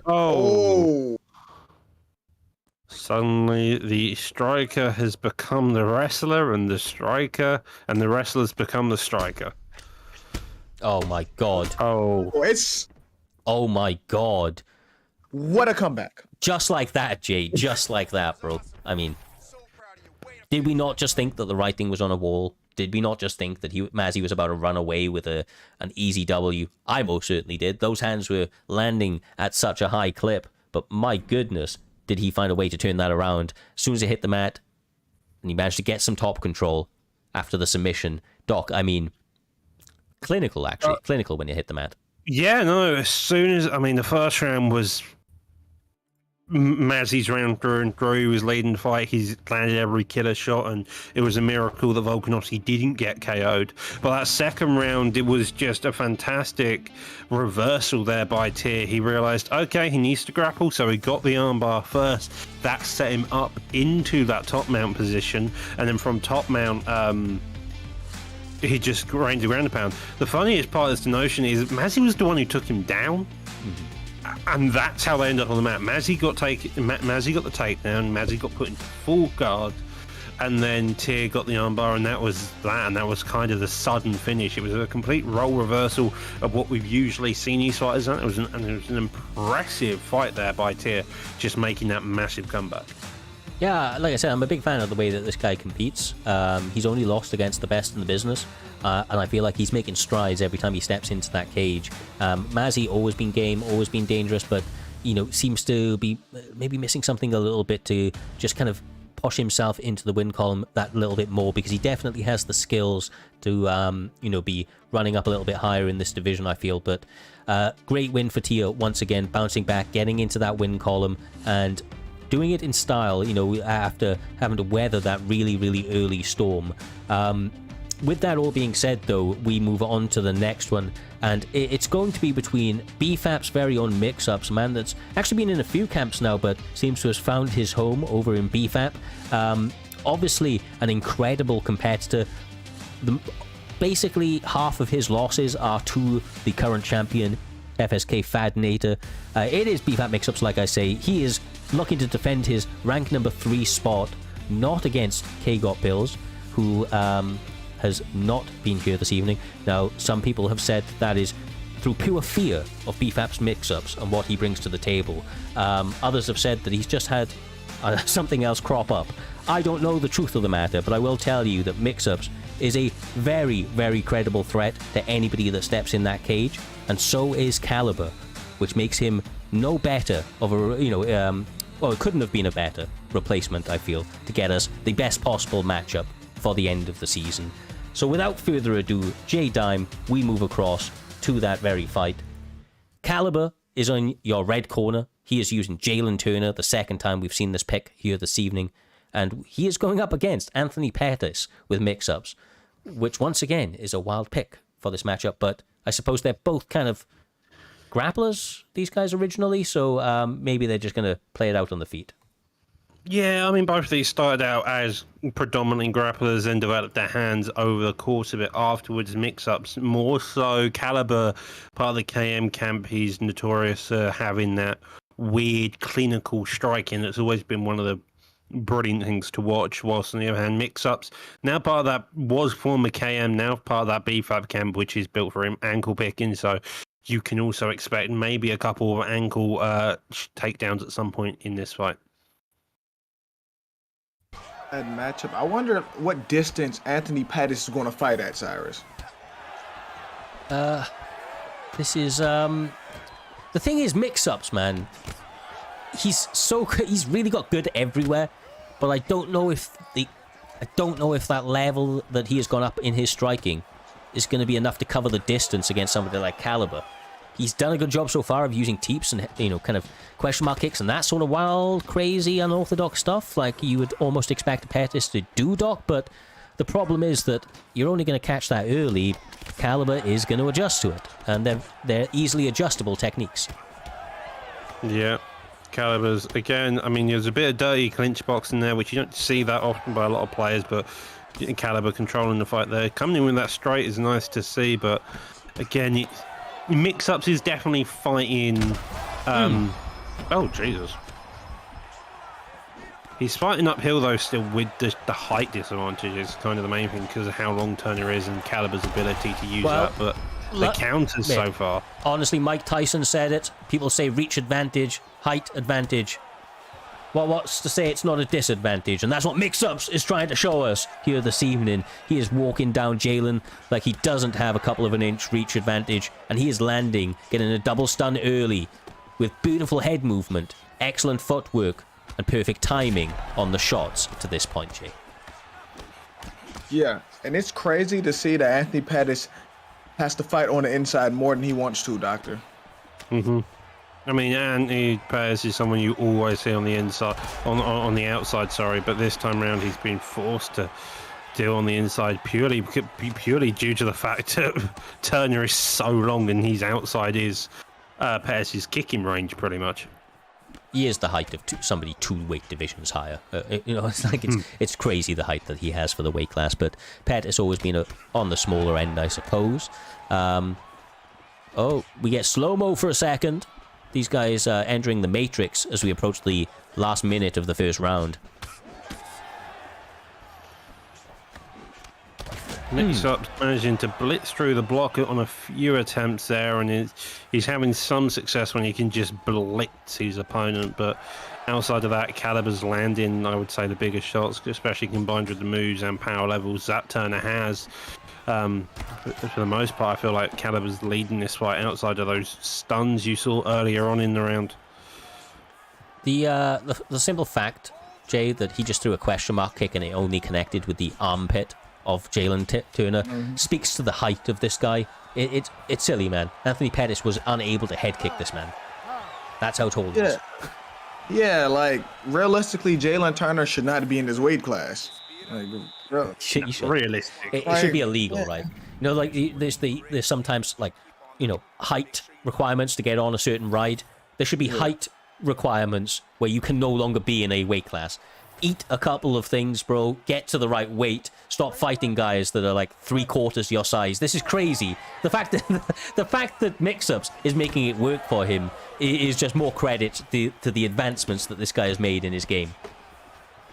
Yeah, this is crazy. And I wouldn't have picked Anthony Pettis to fight Jalen Turner. That's like a weird pick, though. It really is. I mean, it makes more sense than Bobby Green, I feel like. Oh my! Don't talk about that fight. Yeah, don't talk about what just happened there. That's the worst. The ref had something against him. That was crazy what I seen. Leave the king alone, man. Leave the king alone. Great work by Mix-Ups, getting it to the mat now after that start guard passed straight across into side control, then side saddle. Caliber trying to stay alive in these positions. Both guys definitely know what they're doing down there, but big get up from Caliber, man. He really committed to that. Oh, lovely front kick there as well. Getting that range a bit more. That southpaw stance now allowing Caliber to use that straight of Jay Turner with the lead hook as well. The uppercuts trading on the hooks, and Mix-Up seeming like he needs to just to make it a bit more dirty. Oh. He need to do what? Land that left hand. Left hook Larry once again sits down another man here this evening. Oh, my goodness. Oh. He also... Oh! It's over. He done took the tree down. Oh, it's not. He says, get back up. Here's some more for you. Just playing with his food. Now get him caught. Oh. Missing the leg kick. Mix-Up's countered. Now we end up into this ground pound. We've seen people survive it multiple times, but Caliber just surviving this one time. Lovely deny on the get up. If your Mix-Up's just now posture up and you're sorted, I can give you like.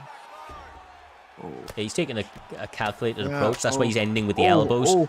Now he has a stamina advantage. He decided to unload a little bit more. Did not get the finish that he liked. So he's decided to go back to his feet. Once again, risking it a little bit, Jay. But maybe he's not. No, he's not risking anything. This match is over. Yeah, it's over. Beautiful performance. Anthony. Showtime, Pettis. With your boy BFAP. BFAP Mix-Ups. Gets the job done. Massive advancements in this guy's style. And I'm very, very much enjoying what he's been able to do over the run of this season. Only major losses have been to the champion.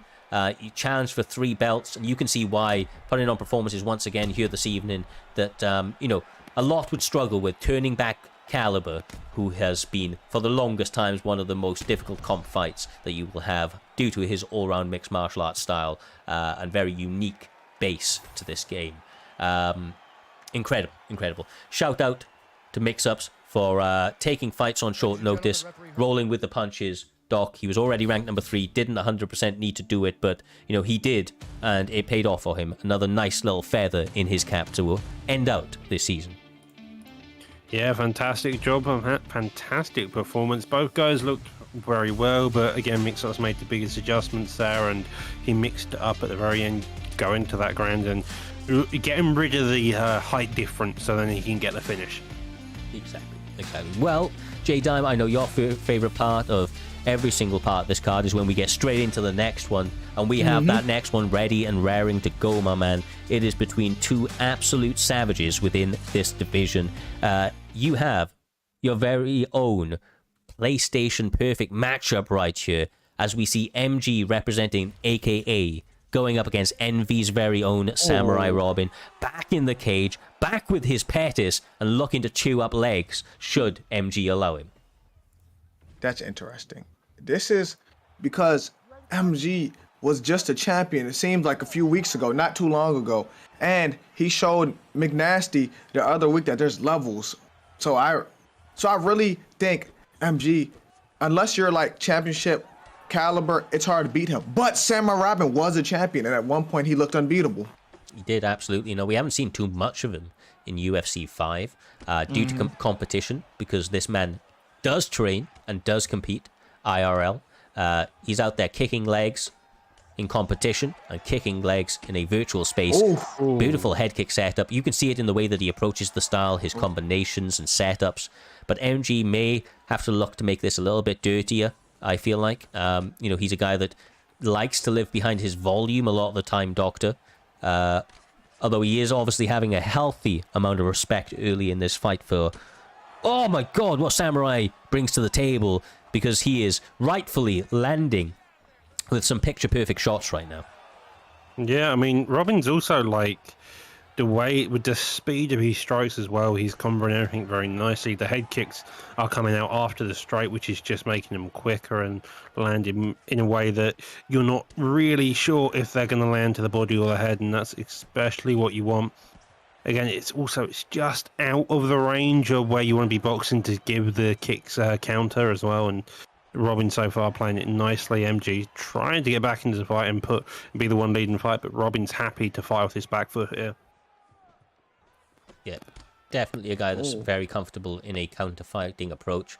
You know, he still doesn't really want to be behind those black lines, but maybe a little bit more comfortable than your average person in those positions. He catches the kick right there, uses it to walk him across the cage, punch him a bunch of times in the face, and trip out those legs, J-Dime. Beautiful work from him attacking the cardio and also getting sent to cage at least momentarily. Oh, yeah, this is a really good fight, though. Both of them are doing such a good job right now. It's very high level, Doc.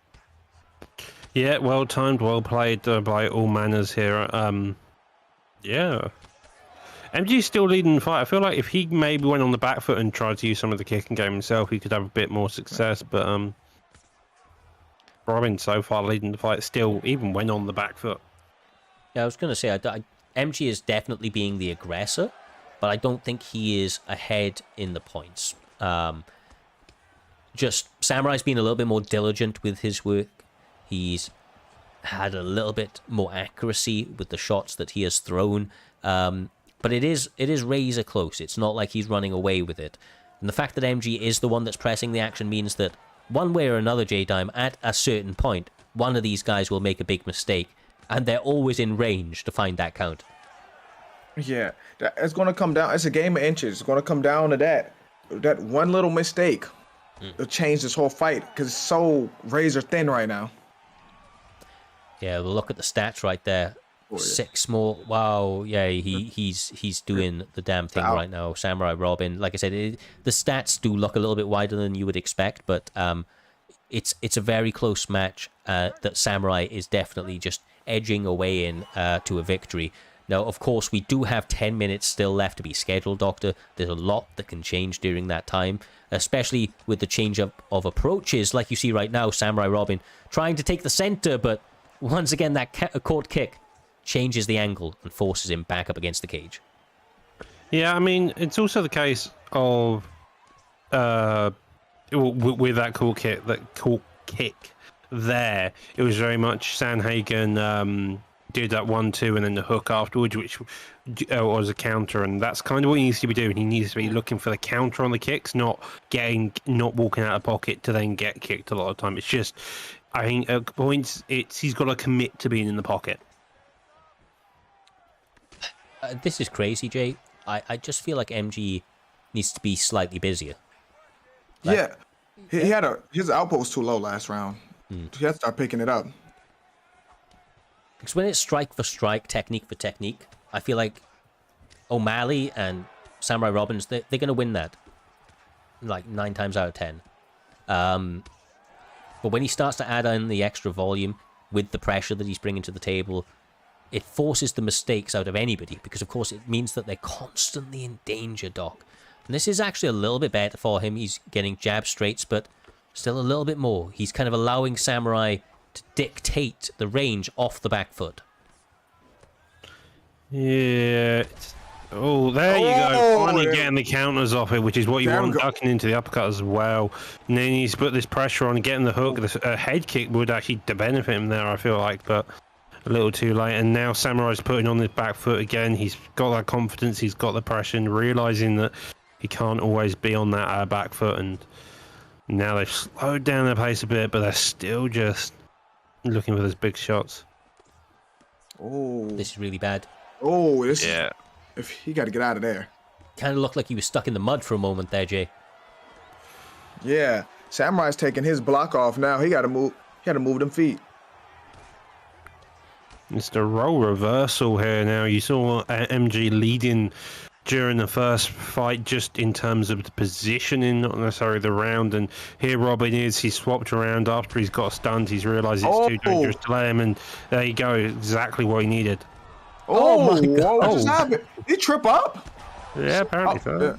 Oh! Sandhagen out here working some voodoo, was able to trip up his opponent moments ago, got the flying knee, but then get stunned. Back and forth, god damn. That's it. No. Yes. No. Ground and pound No. just about misses the elbow Oof. at the end. Ooh. The blocker, Sandhagen, is shot. He has got no block left. Ground and pound barrage coming here by Sandhagen at the very end. Definitely Robin's round, I've got to admit, those knockdowns afterwards towards the end. Like, as soon as he got stunned, it awoke something in him. And MG just could not fight against it there. And that's... He tries to bleed you over the course of a fight. The Samurai does, and he looked to get the finish late. MG, like, starting that first round, put him in a slight disadvantage. And now with that block and head health gone, I don't want to say it's over, because it's not. He can definitely find a counter, he can definitely come back, but... It's Samurai Robin's fight to lose at this stage. Yeah. Oh. And it's, I mean, we've seen it before with Mazzy versus Tier early on. Just like that. Oh. Yeah, exactly. If he can just do something, head kick, uppercut, something big just to land. But again, all Robin needs, I feel like, is a hook and a straight, and you've got Sandhagen on the floor. The lungs are low. The sudden barrage. I mean, Sandhagen's still got enough stamina, Jay, to really just unleash something to really knock Robin down. But Robin's just constantly firing that straight. Oh. Ow! Ow! This is... Jesus, man. With nothing but a prayer, he survives. 3 minutes left to go in your third and final round. MG lands again! He has so much heart, it's crazy. Oh. Just fire an uppercut at some point, you've got to feel like. A rear hook or an uppercut, use that rear hand just a bit more on the stuns, maybe the answer that Sandhagen needs. Robin just needs to find a home for that straight. He's committing to it quite a lot, but I think he needs to set up just a tiny bit more. Maybe that jab, maybe that lead hooker just before work through that block so then he can get that straight going. Well, this is crazy. How is MG still here? MG has lost it. He lost his block a round ago. Yeah, and he's now having the best round of his entire... Not anymore. Commentary curse. Not anymore. It may be over now. The ground and pound putting him out. Commentary curse. I didn't curse shit, man. His head health was gone 2 rounds ago. The fact he managed to last that long is testament enough to what MG brings to the table. Then we were even talking about how Samurai Robin has the heart of a champion, because he goddamn does, man. Like, he was getting rocked left, right, and center, back to back to back. Was able to weather that, Jay, and finally put the finishing touches onto that performance. They got a little close there. Listen, they got a little close there. It looked like MG was going to somehow make the comeback, but that's a great win for Samurai Robin. Absolutely.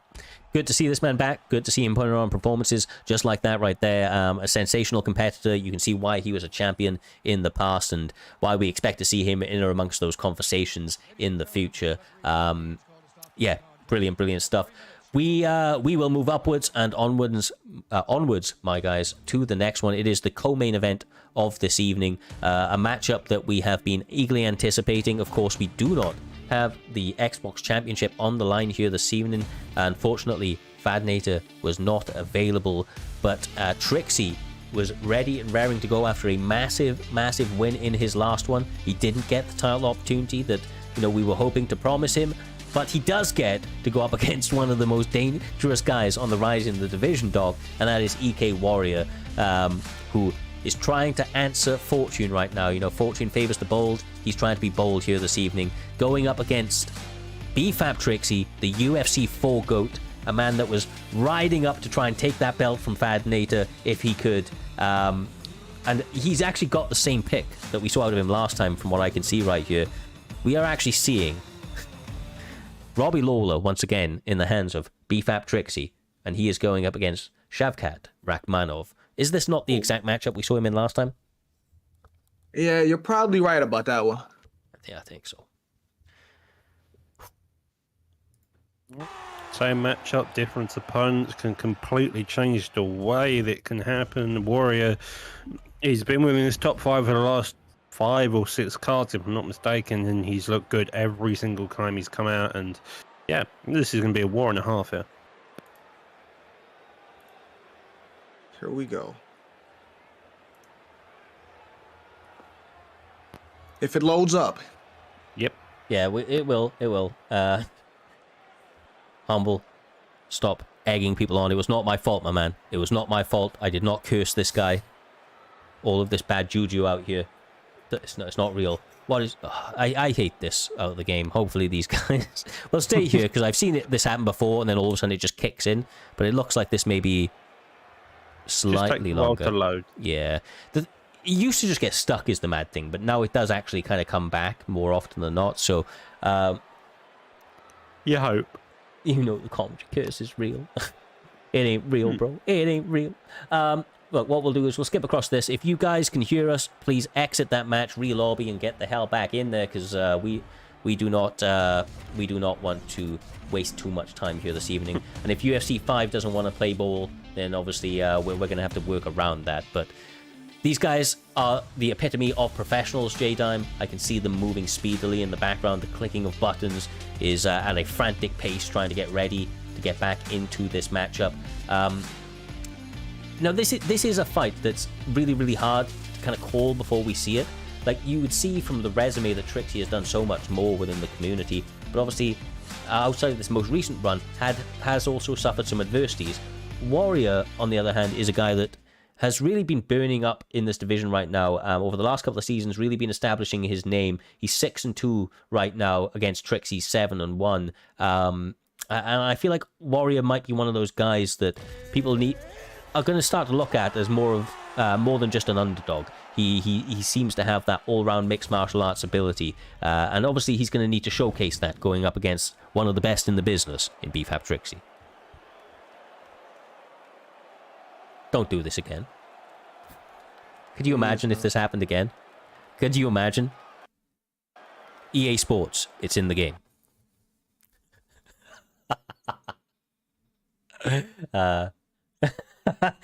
I've never had it back to back, lads. I'm not going to lie to you. Like, that is crazy.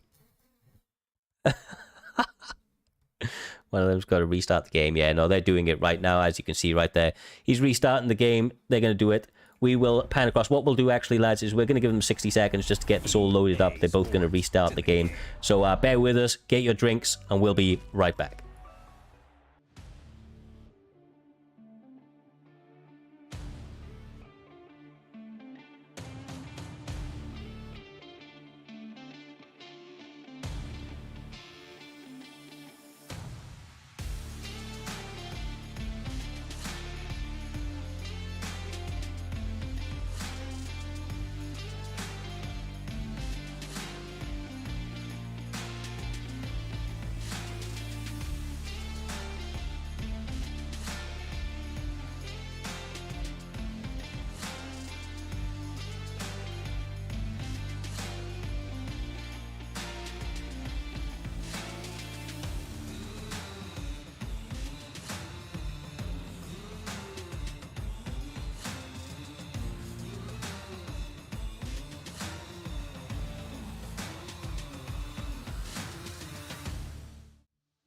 And we are back, prime time, 1:25. We apologize for the delays. This should hopefully now all be fixed. I am once again Cyrez. Of course, we have J-Dime TV, Dr. Goddamn Who here, calling all of the action here this evening. We're at the co-main event. We just had a short intermission, but thankfully, they seem to all be fixed. And hopefully, praying to the EA gods, it will get through, and we will see this co-main event that we have been looking forward to since it was announced.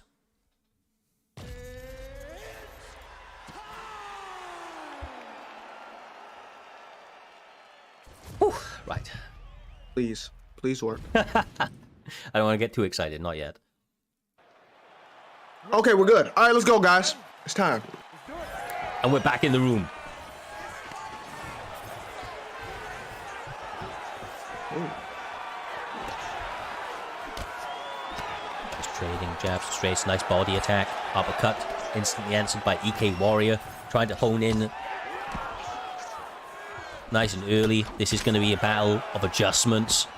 Both guys have significant power in their hands. The spin elbow no longer as powerful as it once was, J-Dime. That, of course, was Rachmanov's one of his sneaky tools. Listen, I heard that before the patch, that elbow was crazy. I heard that it was overpowered.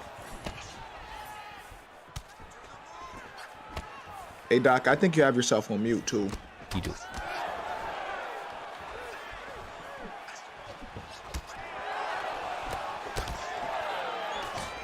We will continue. This is obviously right now jockeying for center position.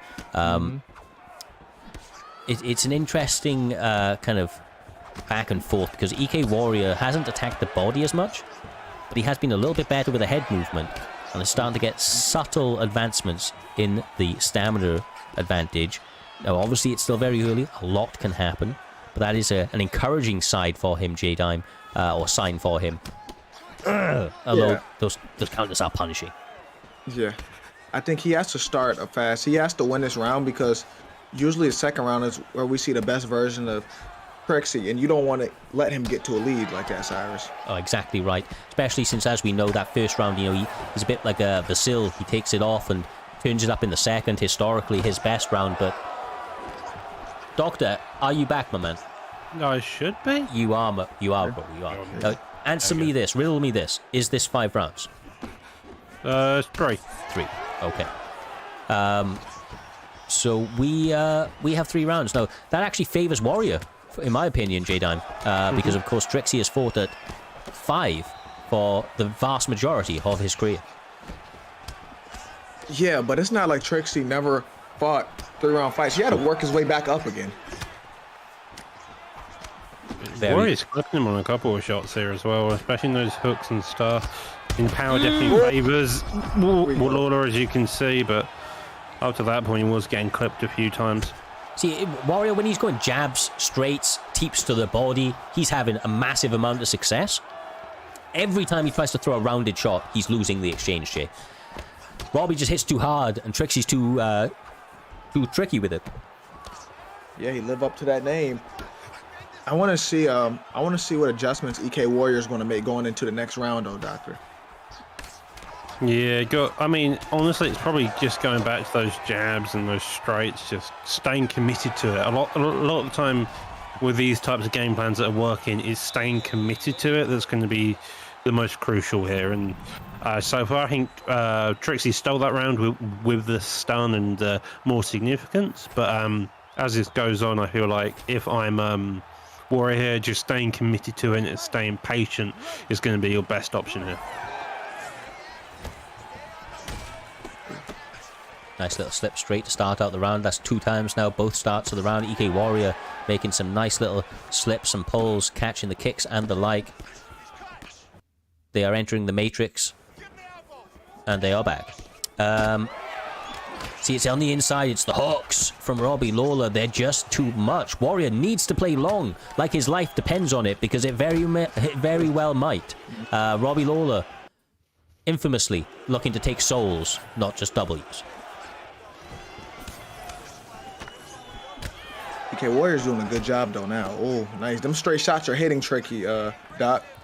Yeah, those straight shots are really doing the main thing here. Trickzzy now realizing that maybe he needs to change paces and add a different weapon to his arsenal here, just because the way of the distance of Rachmanov. If he can just get him against the cage and start firing those hooks, if he can probably win the trades. But as I say that, yeah. I mean, Rachmanov was he's doing what we were calling for. He's using a lot more straight shots and he's catching Trickzzy at a much higher clip as a result, as Trickzzy is trying to throw rounded shots. He's retreating, answering back with something straight down the barrel and catching him at the end of the range. Just like that, J-Dime, so much more success from a subtle adjustment. Exactly. And he's not trading hooks with him anymore. He's throwing hooks on his terms right now. Absolutely, he is. Oh my god, he sits him down. Oh my. This might be it. Yeah, this is the end. Oh, this is the end. This is the end, guys. Yeah, it's close to it. Oh!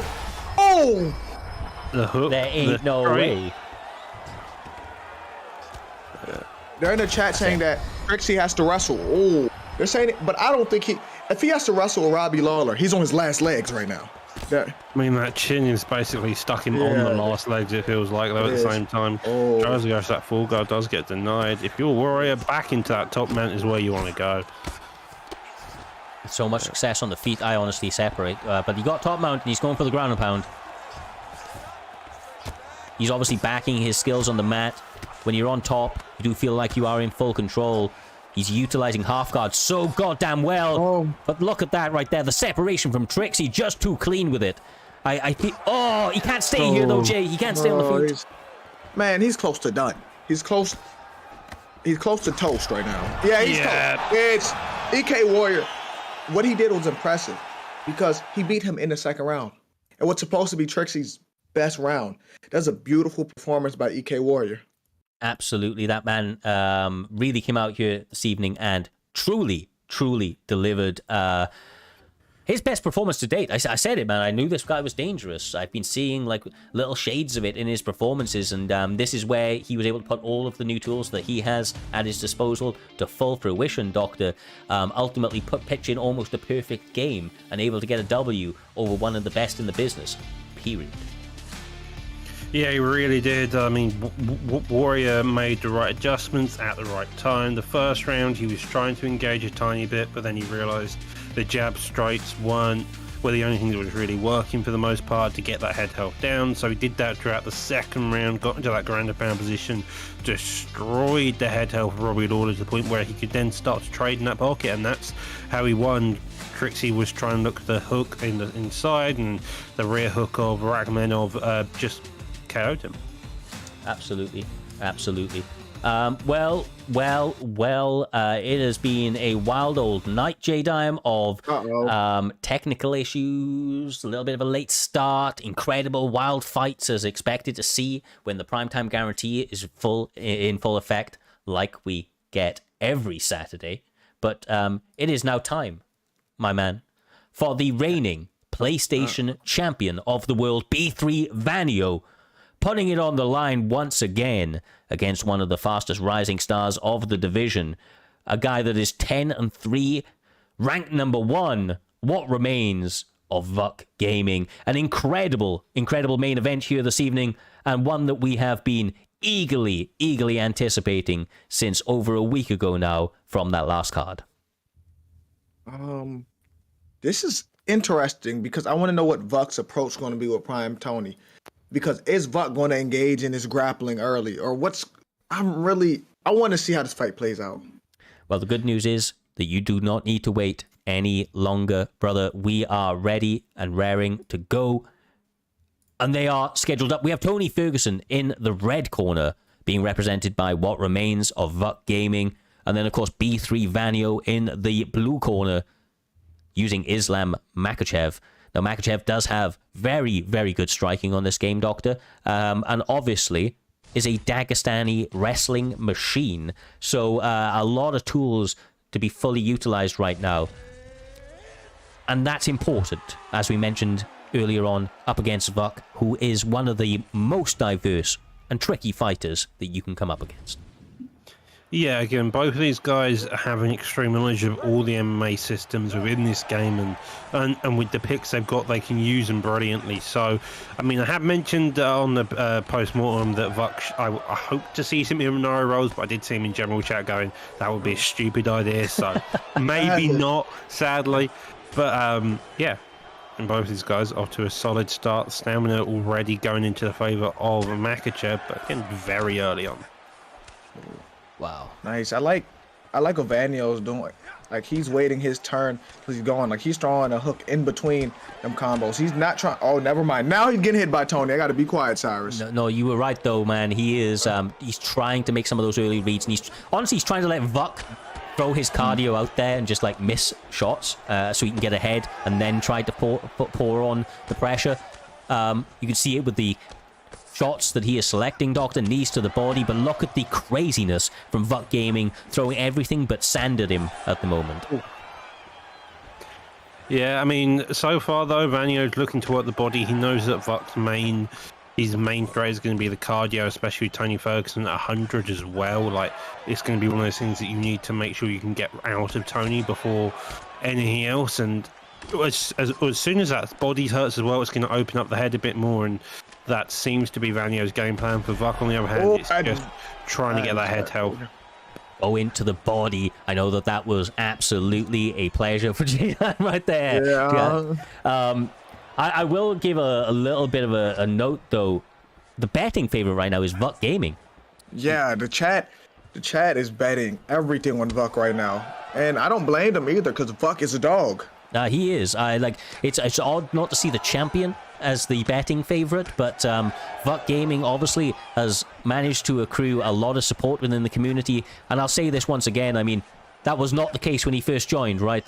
People didn't used to like what he brought to the table, but he has done a full 360, 180, or whatever it is, and managed to turn all of that around. Now one of the more entertaining guys on the roster, and one of the most consistent guys. As you can see him, really, really having a highly competitive fight with the champion right now, one that either one of these guys is more than capable of winning.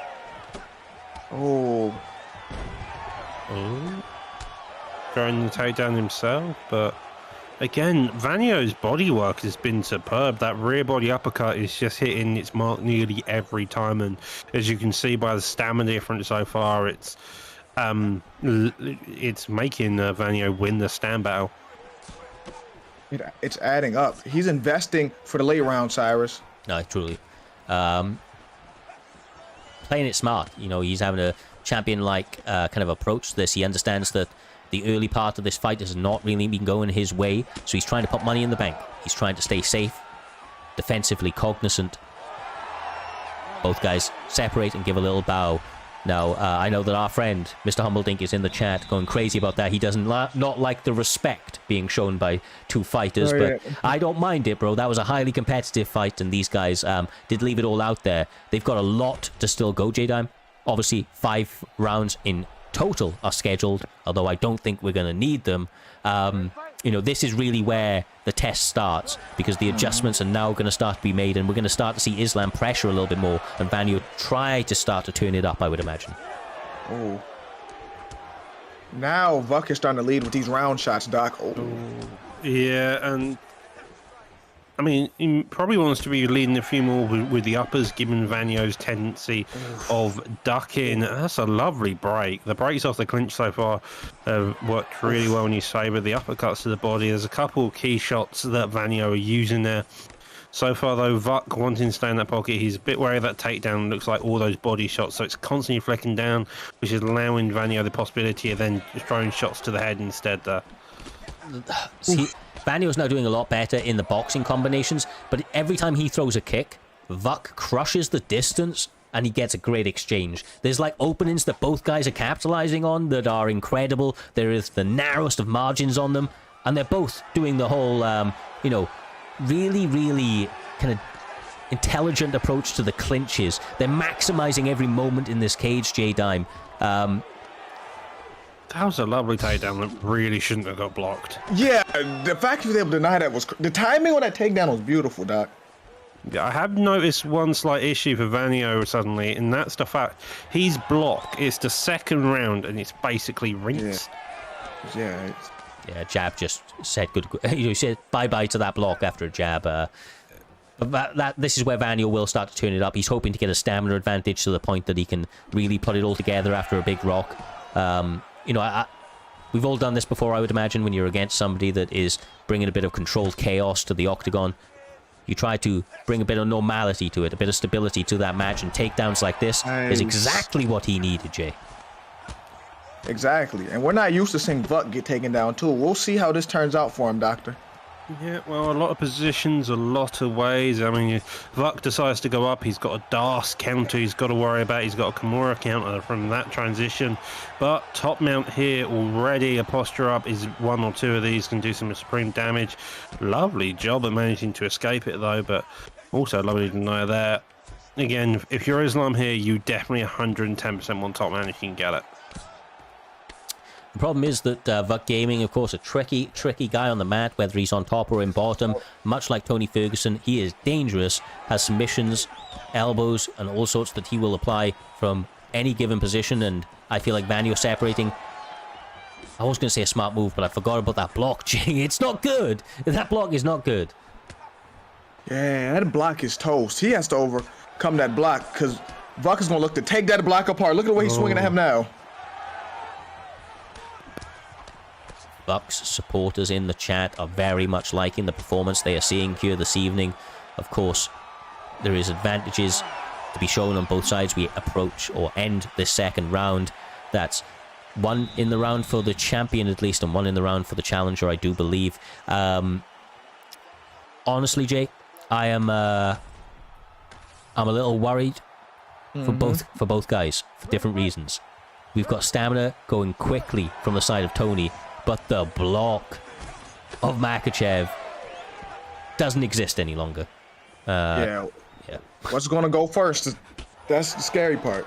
A lot of that's from the Tony pick himself, because Tony's got a jab. Oh, Jesus. And he's 100 cardio, though, as well. It's kind of keeping the cardio quite high. And so VUK here has kind of realized that before even they've got into the fight, and realized he's going to need both of those options, it seems like. The block is... That block is toast. It's gone. Oh, my. It's gone. Yeah. It's over. It's about over. Oh my God. I thought we were getting an new. Whoa.